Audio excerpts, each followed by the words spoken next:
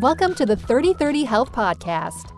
The following discussion is for education and entertainment. It is not intended to diagnose or treat disease. Please do not apply any of this information without first discussing it with your doctor. Here is your host, Dr. Ruiz.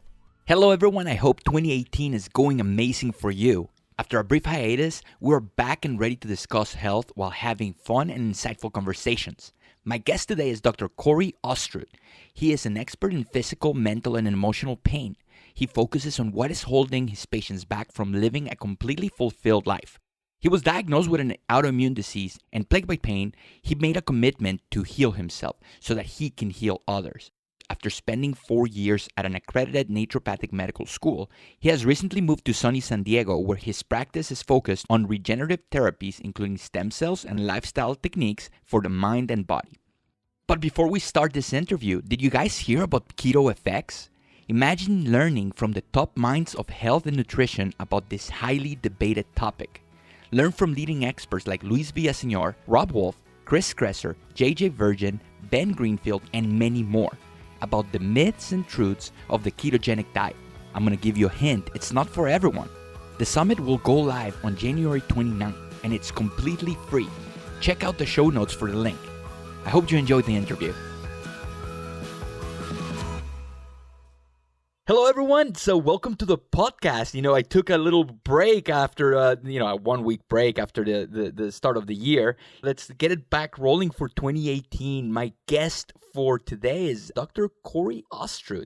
Cory, I met at my school at the Southwest College of Naturopathic Medicine, and he has been like my big brother, throughout this journey. After every quarter, I would, see him while I was walking my dog and he was suntanning, and I would ask him, hey, so any recommendations for this quarter? And he always had not only good advice, but words of wisdom and words of encouragement. And I'm so thankful for that. Cory, how are you, man? I'm doing great, doing fantastic. As you know, I moved to San Diego, so I went from very sunny to less sunny. Super happy. To sometimes sunny because it's raining over there right now. Yeah, it's really raining over there right now. Just for my listeners, what's your hero story? Yeah, that's a really great question. So I think the biggest thing that happened for me in 2017 was I had a lot of changes that happened in my life. As you know, I had a practice in North Scottsdale, and it was busy. It was bumping, and I got caught up in life, meaning I ended up doing a lot of things that didn't fulfill me and didn't make me happy, and that kind of translated into a lot of different areas of my life, and so I had to re-examine a lot of things. Was in a 10-year relationship, and that unfortunately ended. Had this practice, and my business partners, had a conversation with me, and it was a really honest conversation, and ended up leaving that practice. And so for about a period of 4 to 5 months, I was really in this place of no man's land. And I think a lot of people, whether you're a doctor, a lawyer, or you work at McDonald's, all experience kind of that I don't know what you want to call it, 30-year midlife crisis. Maybe it's new. It used to be 40 years, now it's 30. And I really had to re-examine myself in a lot of different ways. And I started listening to Tony Robbins, looking up to spiritual leaders like Caroline Myss, and doing a lot of things that I hadn't done before, because it pushed me, and I think that when a lot of people experience a big change in their life, they tend to look at it as a loss or something that now is not present in their life, rather than looking at it as an open opportunity. That shift for me became my hero story, because instead of looking at it as like, I lost a 10-year relationship and I lost my practice, I looked at it as, now I have an opportunity to do something that I really, really love. And so my hero story is really going down deep, digging inside and saying, it's not about the money. It's not about the fame. It's not about anything external. It's about me working on myself and coming to terms with, I have a huge opportunity now to do everything that I want and desire. So yeah, that would be my hero story. It's a good thing to just take your slate and clean it and start over and learn from your mistakes. Yeah, and I think a lot of people too, they get stuck in like keeping up with the Joneses. It's like everybody's got to have the white picket fence and everybody's got to have the Mercedes-Benz or whatever. So our external society tells us things need to be this way. And even I think that goes for physicians as well. Any naturopathic doctors that might be listening to this think that they have to see patients every hour on the hour, and they can get really stuck in that position, and it really prevents them from opening things up. So like you said, I think I had an amazing opportunity very early on in my practice to try some new things, try some online patient consults, try opening up a business with certain different types of supplement companies, and really trying to provide more, like almost over deliver and in exchange for my services. And so it's been really an honor for me, turning a perceived loss into an actual gain. And how did you end up doing naturopathic medicine? Were you one of those kids that grew up seeing a naturopath, or was it more like you stumbled upon it like me? Yeah, I completely stumbled upon it. It's really, I think, an amazing story. And it started when I was actually really young. I grew up in a family that had a lot of undiagnosed depression and anxiety, and nobody ever talked about it. And it really showed up in my life as a loss of communication, maybe with my dad or my mom. And so I kind of just had to figure things out. And there was a period of time when I was about 13 years old where my mom, you want to talk about heroes? My mom was my hero. She ran marathons. She worked night shifts in a NICU, which is a neonatal intensive unit. She worked with little babies. And then she would literally not even go to bed, come home, get me and my brother up, make our breakfast and lunch for school, and then take us to school. And then, oh, by the way, she would use us as weights to exercise. It was crazy. She would throw us on her back and do squats, and then throw us over her shoulders and do overhead presses. I mean, she was like superhero woman. And then I had no idea how she was doing all that. And it all came to a screeching halt when I was about 13, 14 years old, when she started getting sick, having a lot of fatigue, ended up having a lot of pain. And she started doing the typical going to see her generalist, a specialist, seeing rheumatoid arthritis doctors to cancer doctors. Even at one point, she got misdiagnosed with HIV/AIDS. And so it was just really a roller coaster. And out of that confusion and frustration with the medical system, at a very young age, you think, oh, well, she's going to see more doctors, so therefore she should at least be getting somewhat better. And the complete opposite was true, because they really weren't looking at the root cause. We lived in Minnesota. There was a chiropractor, and there's a lot of stigma even in the Midwest against chiropractors, unfortunately, even now. But she went to a chiropractor, and that chiropractor knew just a little bit about functional medicine, just a little bit about cleaning up the gut, just a little bit about decreasing the inflammation, and she started to get a little bit better. I mean, it wasn't a miracle by any stretch of the imagination, but after watching my mom go through this process about, 4 or 5 years, and at one point she was entirely in bed for an entire year. And so I was starting to see some hope and some change, and I'm like, okay, so what is a chiropractor? What is this alternative medicine?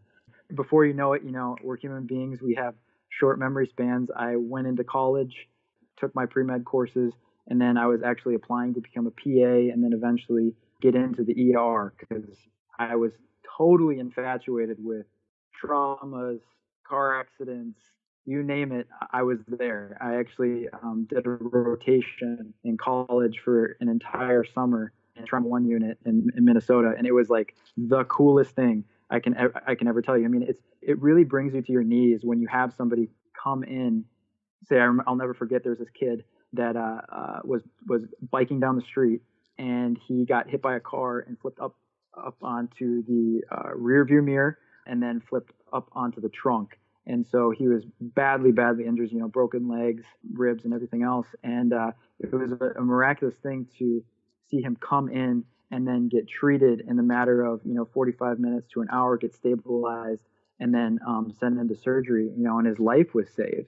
And just to see that was just absolutely amazing. It's addictive. And so it is, and I totally respect that side of the medicine. And so in that process, Guillermo, I applied to PA schools and was sitting down for the interviews. And when I started asking them questions about getting to the root cause of Like, what would you do with a diabetic patient? What would you do with a Hashimoto's thyroiditis patient? I didn't like the answer, surgery or medication. And I just said, there's got to be something else. And so I literally had this moment in my life where I completely broke down after these interviews. I went home, I cried. I just said, you spend all this time and energy thinking you're going one direction, thinking, this is my white picket fence. This is my Mercedes Benz. This is exactly what I think life is supposed to be. And it's not. And so after breaking down, I literally went on my computer, typed in alternative medical schools into my search engine. And the first thing that came up, Southwest College of Naturopathic Medicine. And that's where the journey began. So that is literally what happened, my friend. Modern medicine and this trauma units, I worked at one for 5 years. It's addictive, and saving people or treating people that are highly acute, it's amazing. And the things that we can do in the interpretation of labs and having stat imaging and setting bones, and it's just fantastic. But I will never forget, I had a patient, 9-year-old girl, came into the emergency department. She had trouble with urination. She had been wetting the bed. And, I had a little bit of a scope, so I said to my nurse, hey, I'm going to run a urinalysis. That way, when the doctor comes in, we'll already have the urinalysis. And there was glucose in the urine. So too much to quantify. We ran a C-peptide, and she was type 2 diabetic as a 9-year-old. And I remember the conversation was like, go see an endocrinologist. No talk about diet, no, nothing. And I imagine that when you have a 5-minute visit with that endocrinologist, the diet recommendation is going to be cover your carbs, which we know doesn't work. Instead of let's remove the obstacle to health, let's change your diet. And when those discharge papers are printed, they say eat a healthy diet. Who is going to be giving you that diet? Is it going to be, Monsanto, or is it going to be Dr. Google, or is it going to be, General Mills, or, Nestle? Who's going to be giving you those recommendations? The beauty of our profession is that we are the ones that are going to sit with you for an hour and give you those recommendations. That right there, no matter what labs we run, no matter what specialty labs we do, no matter, are we running a Dutch test, a toxic metal test, or everything starts with healing the whole person. When I reached out to Cory, I asked him, we had this fantastic philosophical conversations about the body's ability to heal itself. So, Dr. Ostroot, what do we mean when we say that the body has the ability to heal itself?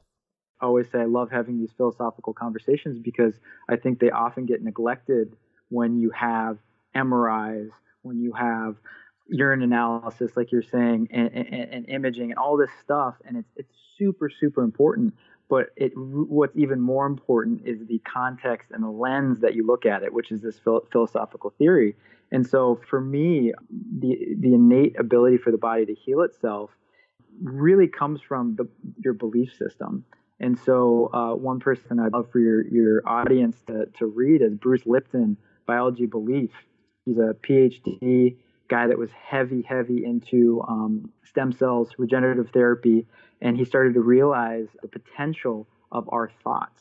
And he's done, many studies where he will take a patient's blood, just a basic blood draw, take that blood into another room, and then have that patient, through a certain series of tests, experience an emotion like fear, love, anguish, anger. And he will be able to instantly test that sample of blood for different types of neurotransmitters, endorphins, chemicals that we measure on the physical side of things, and that blood chemistry changes. So it's like, okay, we have this really strange experiment that gets consistent results where we have something that has no physical connection to our body anymore, but we have some kind of innate ability to control it. And so that's a conversation that I usually have with my patients about the ability to heal, because a lot of people, as you know, come in to see us, and we are kind of the last stop shop. We're kind of like the gatekeepers before people say, okay, I'm throwing in the towel and I'm going to quit. And so in order for people to actually believe that they can get better, they have to have a starting point. And that starting point, for me, in my practice and being so successful was helping people understand that they have an incredible amount to heal themselves. Now, people might be listening on this podcast right now and they might be in a wheelchair and they might be paralyzed and they've seen every single specialist and they've been told, like, you literally have your spine severed. I understand that is part of the conversation, but we still can do so many things to heal. And maybe you can't be healed physically, but you can heal yourself emotionally and spiritually to change your perception so that you can go out and then impact the world. And if you guys haven't listened to my interview with David Kekish, he basically has that. He's a quadriplegic and he's running stem cell studies and he's helping heal people. And through that, he is healing himself, So I was having a conversation with Dr. C and we were talking about like misinformation and fake news and all of that. Now imagine, let's do a little thought experiment. Imagine that you are a climate change denier, okay? Like scientists are bringing you all this data and you are so set in your beliefs that you think that the earth is not, it's not warming and climate change is not a thing. And your belief system actually causes the earth to cool down. Or if you're a flat earther and your belief system starts to make the earth flat. That really doesn't happen in real life, but it does happen in medicine. If you believe that the treatment is making you sick, no matter how much research is behind that treatment, no matter how many operations have been done and been successful, if your state of mind believes this to be a nocebo, you're going to get sicker. Now, it's a double-edged sword. Just people believing that me, or Dr. Christensen or you, they're going to have the answer and they're going to come to us and they're going to sit in front of us. That mental frame, that is healing on itself. Mm-hmm. And actually, there was a study done. I unfortunately can't remember out of what university, but it was impactful from this perspective, which is they observed people at a coffee shop, people that bought hot drinks, people bought cold drinks, and they did the same thing to each independent group, every group. As they were exiting the building, whether it was, coffee, tea, whatever, they politely asked them, we have a survey. All it was, Guillermo, is they read this paragraph about a man overcoming something and accomplishing his goal. And there is nothing super important about this paragraph. But afterwards, they asked each one of these test subjects a very specific question, which was, what was your perception of this man's character? One group said that he was very warm and gentle. The cold drink group, same paragraph, said that he was off-putting and cold. I mean, like, that study on itself blew me away, because it's like, if we're talking about perception, a similar story being so dramatically, consistently different, whether you have hot or cold drinks, man, medicine can be very powerful. Whether it's, like you said, it's placebo or nocebo. Who hasn't had a bad day because traffic was awful? What ends up happening in the opportunity, because we can't control traffic, the opportunity is being able to identify and reframe. Identify that, okay, so traffic was crap, but I got to work safe and on time, or maybe only 5 minutes late, and not let it ruin your day, because I have to drive to work and I cannot afford to be on a bad mood if I'm seeing patients. So what are some strategies that you use to help you reframe yourself and take negatives and convert them to positives? So early in my practice, I had a lot of really sick individuals coming to me with autoimmune disease, some with the diagnosis of cancer, and I was treating them concurrently with their oncologist. And I think this leads in perfectly to what we're talking about, which is, I don't change anything. And I tell them that up front. I'm not going to change anything about your current situation. But what I am going to work on is asking them the very specific question, which is, how are you identifying with your disease state? Once I get that answer where it's like, hey, I identify with my disease state because it's comforting. Hey, I identify with my disease state because I'm afraid of getting well because of what that might mean. Maybe, family members now are paying attention to you. Now you have people coming to visit you Mm-hmm. because of the disease. And not even trying, you are associating your disease and the generosity of others to help you. But having a good relationship does not need a disease. No, it doesn't mean that at all. And so I really have honest conversations with my patients because I really want them to get results.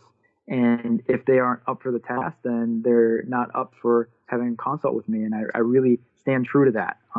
And I do get results from them because they start giving me honest answers, and we actually start talking about the reality of the situation. And what I mean by that is a lot of people identify with their disease. And that's totally normal because it's sometimes such a significant event in their life. But what the issue is, and this is what a lot of human beings do, and I say this to my patients all the time, we are meaning-making machines. We make things mean things all the time. And if you really think about it, Guillermo, you are the only person on the planet that can make something mean to you. You're the only person that can add meaning to what you are experiencing right now, whether it's happiness, sadness, reality, whatever.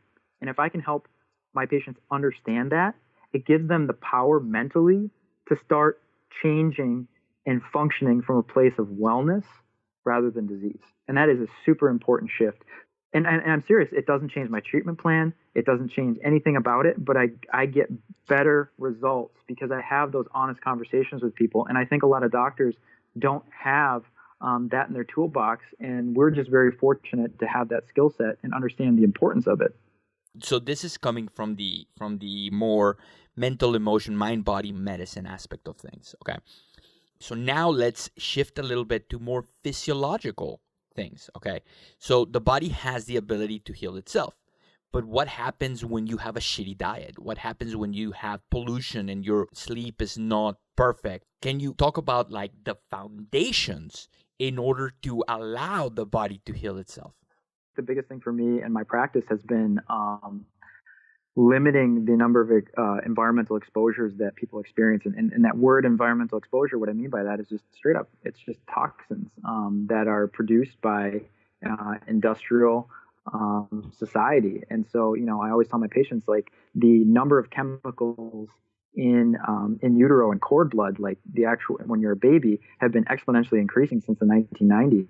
It's gone from, I think, like 10 or 12 to now over 600 different toxins are found in uterine cord blood. And so your body, even as a young child, has to deal with those offending agents. And so the best advice that, I know you and I have ever gotten is from Dr. Walter Krinian, who is an environmental medicine expert, and he deals all the time with these things. And it's really about limiting your exposure. And so the best thing that you can do being a patient for yourself to get better is to limit these number of exposures, to give your body the time to repair and regenerate. And so it sounds really simple, but sometimes it involves a little bit of a process. And I usually do it in a 3-step process, which is I focus on water, I focus on food, and I focus on sleep. Because if we can get those 3 things working even just a little bit, it gives your body the time it needs to help healing, instead of focusing on eliminating all the either GMOs or lead or arsenic or mercury from your food and water, and to actually get your hormones regulated, because you can't do that sleeping 4 hours a day. And so those things are extremely, extremely important. And so what I do in my practice is, and as I'm sure you've talked about on your podcast, is use specific diagnostic testing for hormones, specific diagnostic testing for your sleep hormones, and specifically. And so I can show my patients, hey, this is where this hormone's off because you're not sleeping right. This blood result is off because you're possibly not filtering your water. And so that's where the education piece really starts. And people don't understand how toxic our water, our food, and everything else that we are exposed to on a daily basis really is. The people who get hit the most, the people who are usually the sickest, are the ones that have either what's called a methylation defect. And so that's something that we can test for genetically. And I think about a third of the population is double recessive for this trait, and being able to methylate. And methylating is I mean, as you know, methylating is done in DNA. It's done in our detoxification systems. And so if we can't methylate properly or at an optimal level, we're going to be even more susceptible to these toxins. That's why I truly believe we're starting to see this uptick in autoimmune disease, not only because of our outside physiological exposures, but also because our society is really suffering as well on a mental, emotional, and physical level for the reasons that we just talked about. You can have the expectation to go see someone and you can have the best care plan printed for you and you can take it home and you can take 40 or 60 supplements.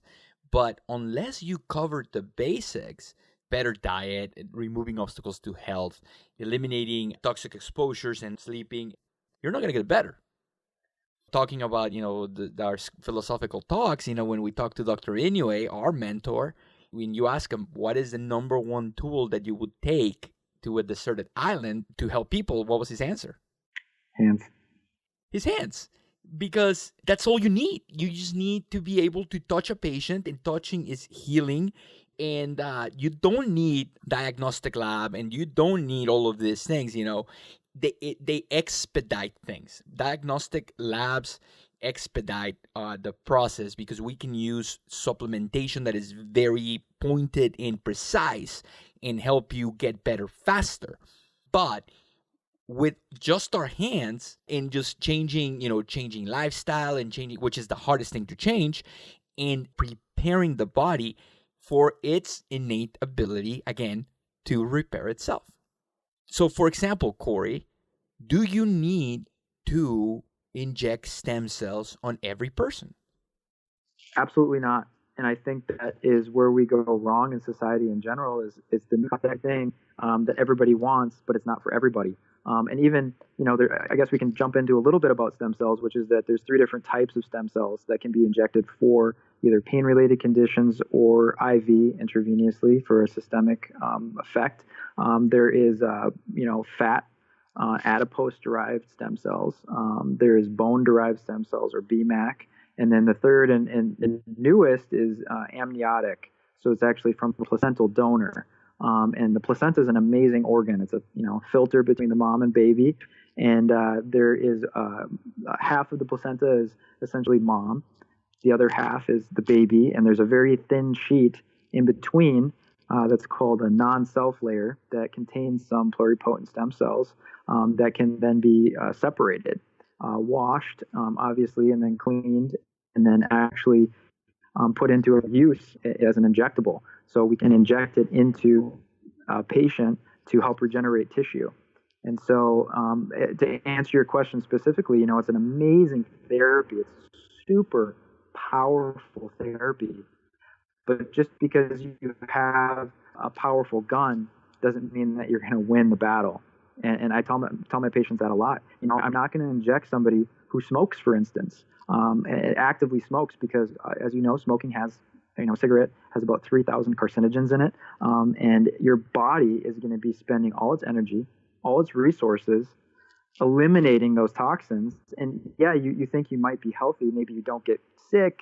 You hear that all the time, or they might not have, some autoimmune disease or GI issues, but they're coming to you with knee pain. I'm not going to inject somebody with stem cells because their body won't be ready to utilize them. And I think that's a super, super important fact, because if you're not eating, you're not drinking, and you're not sleeping, those stem cells, they may work a little bit, but they're not going to have the optimal effect, because your body at the end of the day has to use them.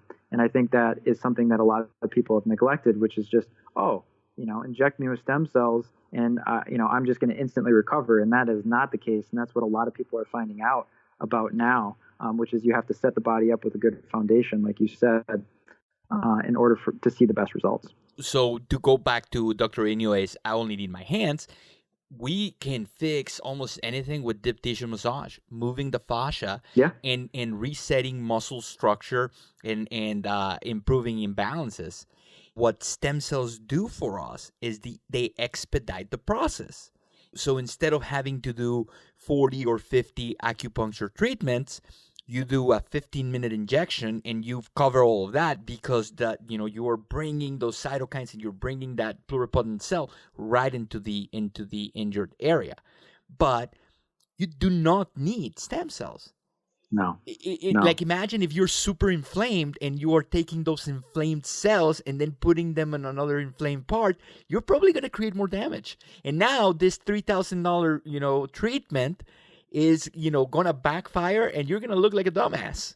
And I think that's what happens a lot of the time. A lot of the time. So in fact, the more inflamed you are, the more injured you are, the more cautious and the more gentle your treatments should be. Absolutely. Yeah, I was actually just dealing with a patient today who came into me and was seeing a holistic MD because she had some foot pain.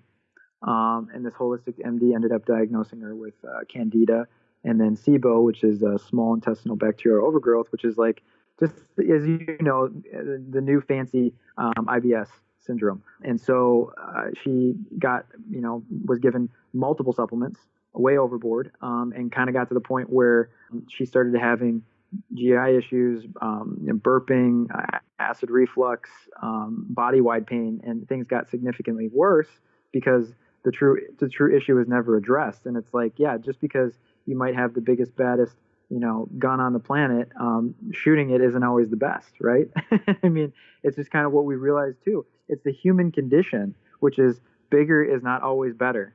And I'm so happy that me and you have always been in alignment on that, because meeting the patient where they're at is probably the most important thing about being a healer. And if you're able to do that, you're able to actually start the healing process. You might have the best supplements, you might have the best clinic, but that doesn't mean that you're going to get the results, because unless you meet the patient where they're at, it's not going to be successful. And so in the instance of this patient who was given all these supplements and all these things, she didn't get better. She actually got worse because she was never, the physician never met her where she was at. Like imagine, trying to vacuum, a room with a full bag. That's like imagine having someone like that is very toxic, and you can see, that they're super toxic, because maybe they worked in the metal industry, or maybe they did something with heavy metals, or they were exposed as kids.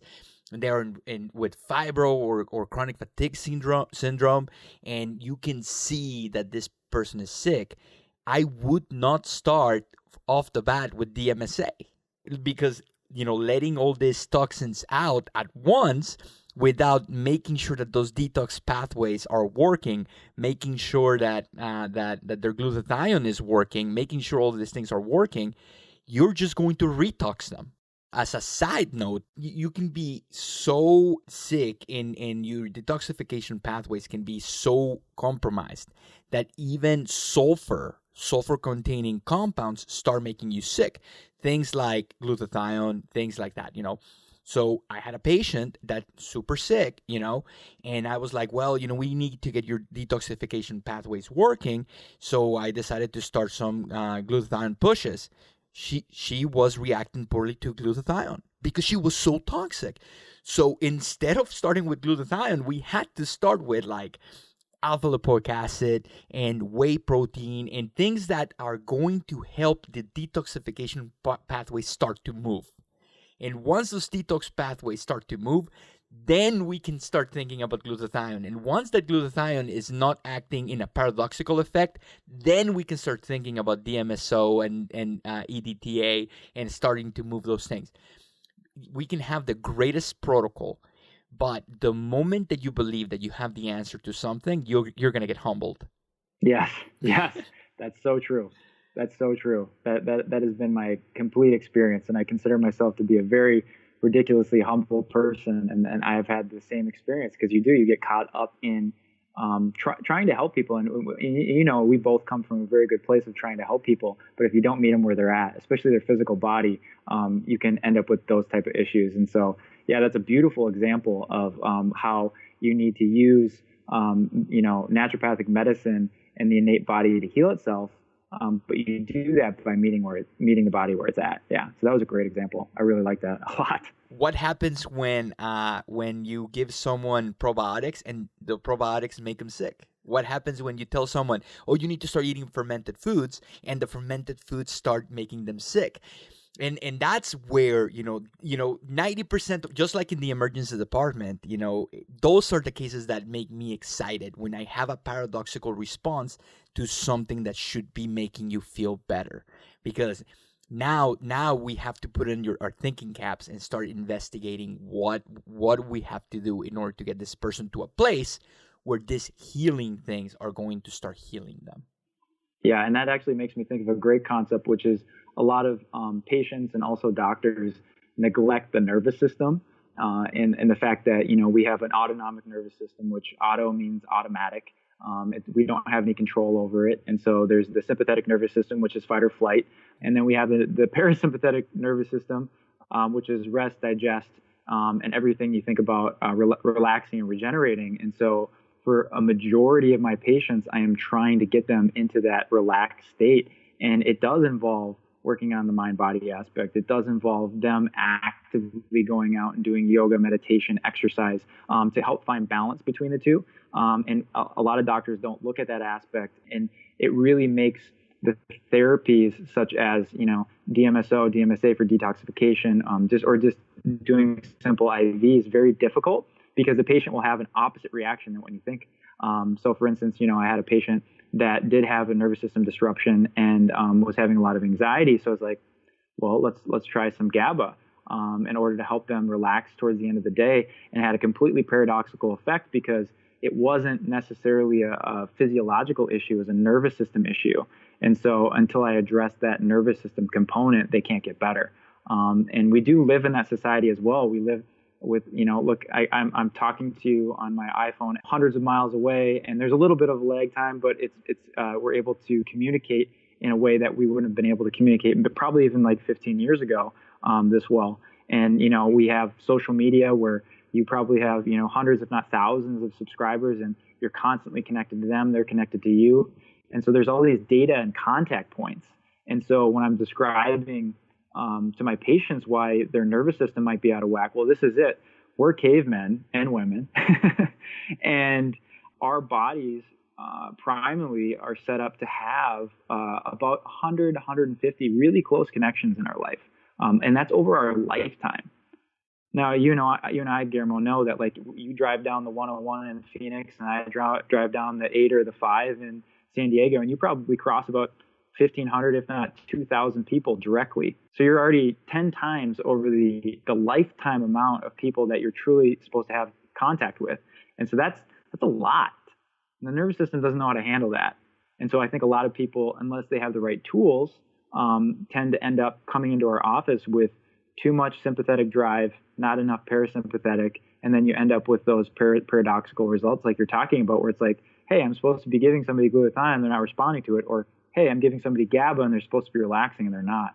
And then paradoxically, like one of my friends, Madison, had her birthday yesterday on a Monday, and we decided to go out for dinner to celebrate. And, I had a drink, and I didn't go to bed at my usual time. And I went to work, and I felt recharged because I had meaningful conversation. We had fun. Had I just been, come to work and, answer some emails and write something for my blog and then go to bed at 11, I would have woken up a little groggy the next day. But because I had fun and I had connection and we hung out and, my girlfriend was there and one of my best friends, Adam, was there, and we were laughing and, we went to bed a little bit later than we used to. But I woke up this morning, I was like, you know what? I'm feeling great. And I had a great day at work. But again, back to 150 connections. Those are 3 people that are really close to me. And those are my meaningful connections. And instead of driving me away from a state of health, I'm actually re-energized and I feel better because I spent some quality time with people. Yeah, you did something that you knew fulfilled you. Yeah, you filled up your cup. And what supplement can we take for that, Right. None. So being able to identify what fulfills us, is it, hanging out with friends, or is it in the middle of a busy day at work, going to lunch by yourself, not taking your phone and sitting outside and eating lunch by yourself? If that's what recharges you, that's what you should be doing. we help people realize that and make sure that they're doing those things. And I was that kind of person where it's like I needed to go outside when I was in Phoenix and honestly take my shirt off, get full sun exposure so I could get my vitamin D levels up, and eat outside in peace and read a book. And that's what recharged me. And so helping people understand themselves, I think is really key. And, I've been in practice for a few years, and it really makes me think. My original members from Phoenix are on a membership plan. And so a lot of them have been with me from the beginning. So I've been able to see them on a consistent monthly basis for the past at least three years here. And it's been an amazing experience because a lot of people come in for their physical problems. And once you correct that and they're on a membership plan, it's not to say that like I have to help them fix the next thing, but inevitably the next thing is always helping them find those connections, help them find the things that help fill them up so that they're spiritually and emotionally well. And it feeds into the rest of their life. And so just like you were saying, you're like, hey, I hung out with three of the people that I'm most connected with, most close with. And instead of me being tired the next day, I was energized. And I bet you were extremely productive. And I bet your mind was open to things that it maybe wouldn't have been open to if you had just gone and done your blog and worked and woke up and had a groggy day the next day. And so, so on my treatment sheets, every once in a while, I literally tell people to do those things. I find out what they are, and then I prescribe them. And there's some really awesome power in that. And that's something that I never thought I would be interested in, coming from such a conservative background. And I didn't really talk about this too much, but I'm kind of the black sheep in my family. I am the black sheep. My entire extended family is full of nurses, anesthesiologists, nurse anesthetists, radiologists, cytogenetic technicians. So it's literally like they have no idea what I do, even though I try to tell them on a consistent basis. And I think really at the end of the day, it's like I just live, eat, and breathe health. That's what I do. And if I can inspire my patients and have them follow at least a little bit what I do and then make it their own, then I think I've done a really good job. What can you tell? I'm going to split into two, and I'm going to talk, we have a graduating class coming out in 6 months, or anyone that's out there, grinding, whether they are in Naturopathic Medical School or maybe they are about to do what they love. What would you tell them right now, 6 months away from achieving that goal to inspire them to take care of themselves? Yeah, that's a really great question.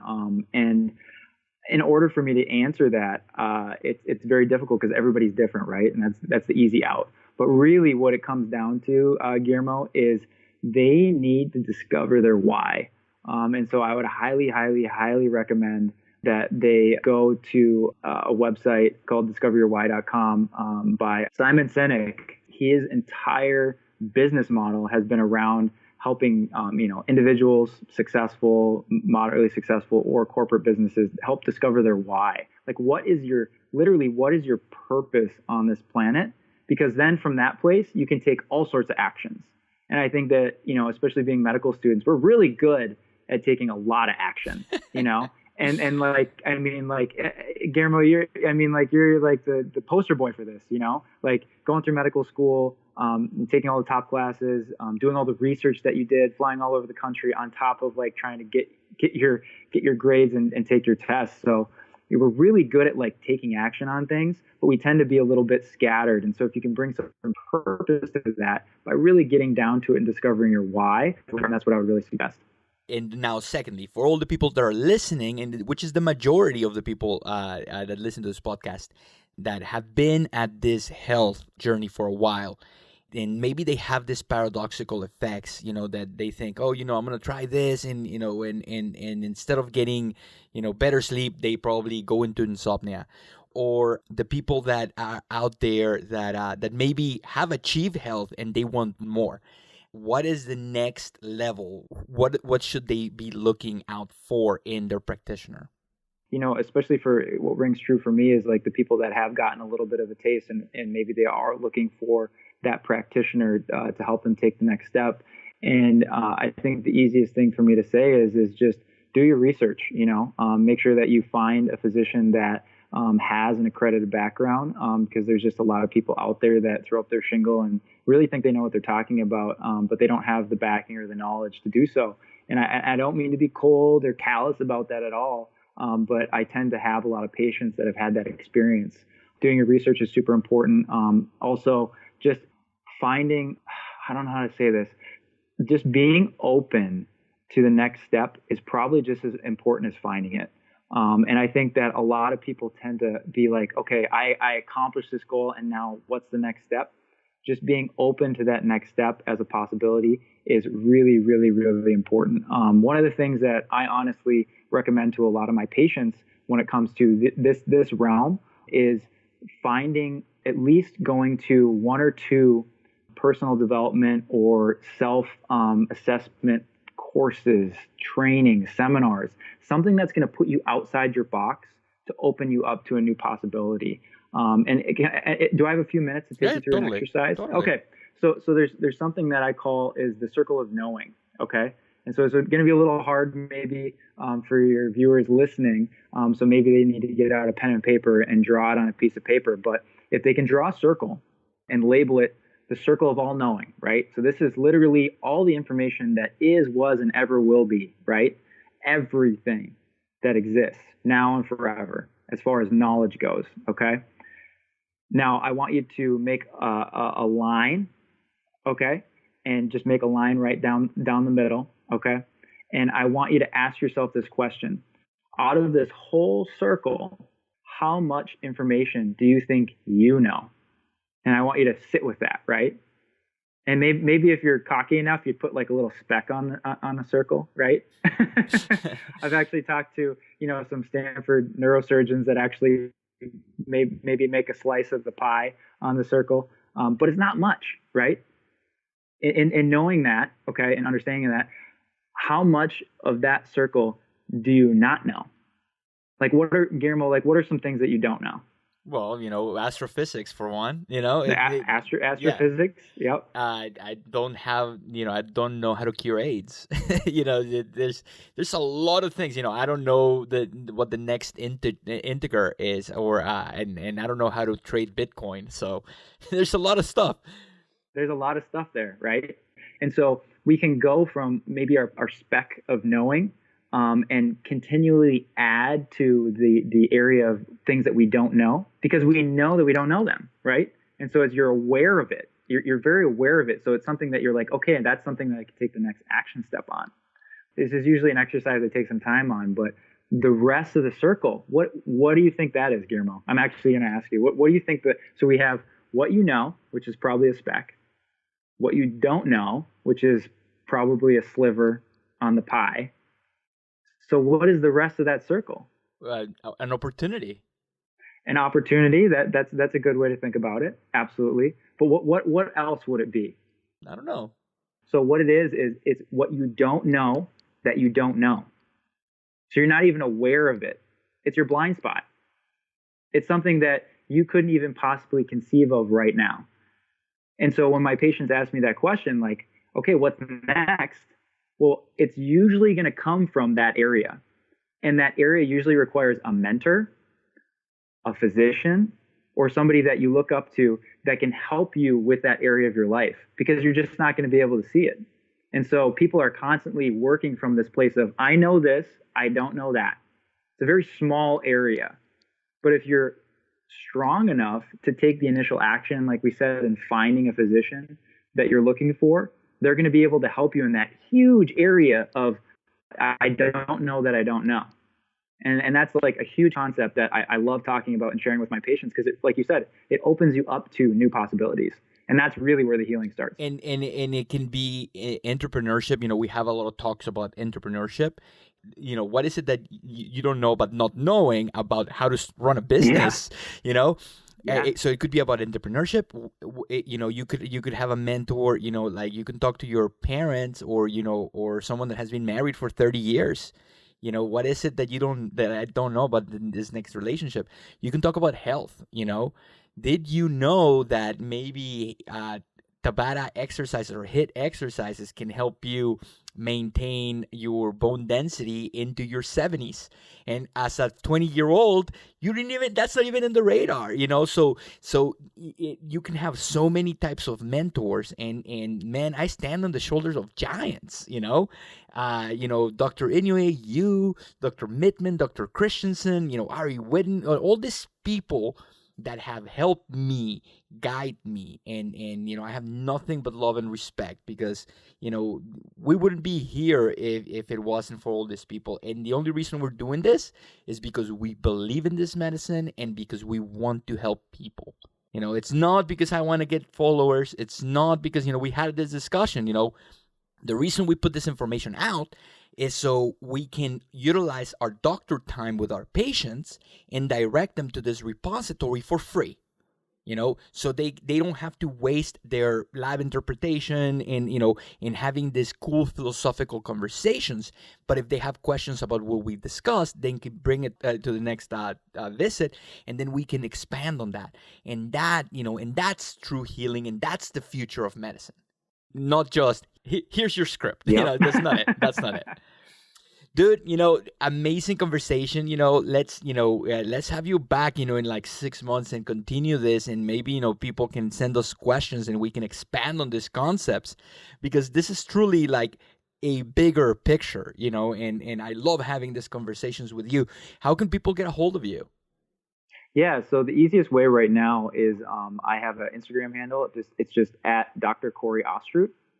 That's probably the easiest way to get a hold of me. I'm in transition with my website right now, but my website will be up at the end of the week. It's just www.drcoryostroot.com, just super simple. And then I do work out of La Jolla in San Diego area in California. And the center is called The Nourish Medical Center, which is just thenourishmedicalcenter.com. Awesome, dude. And I actually see a couple of patients from Cali. If I ever need some help with, with IVs and stuff like that, now I have someone in San Diego that I can refer to. Awesome. Well, thank you so much for having me. I really appreciated it. That was an awesome conversation. Now I'm all alive. Now instead of like being all like, oh man, I gotta record this hour, we're like, yeah. So it's awesome, dude. Awesome. Thank you so much for being on the show, and I'll see you soon. All right, man. Take care.